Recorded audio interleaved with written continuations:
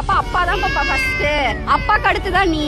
ஏன்னா நீ பாட்டு கல்யாணம் பண்ணிட்டு போயிருவேன், என் புருஷன் தான் கடைசி வரைக்கும் என்ன பாத்துக்க போறாரு. கடைசி வரையும் நம்மளுக்கு இருக்கிறது வந்து பார்த்தா குழந்தைங்கள விட புருஷன் தான். கண்டிப்பா 100%. இவ பாட்டு கல்யாணம் பண்ணிட்டு போயிருவா, பையனா இருந்தாலும் கல்யாணம் பண்ணிட்டு அவன் பொண்டாட்டியை கூட்டிட்டு போயிருவா. யார் நம்மள கடைசி வரைக்கும் வச்சுப்பா? நம்ம வீட்டுக்காரு தான். அடிச்சாலும் முடிச்சாலும் அவரை விட்டா எனக்கு வேற யாரு இருக்கா, என்ன விட்டா அவருக்கு வேற யாரு இருக்கா. அதை புரிஞ்சுக்கிட்டோம்னா லைஃப் நல்லா ஜாலியா போயிடும். எங்களுக்குள்ள வர சண்டையே கிடையாது.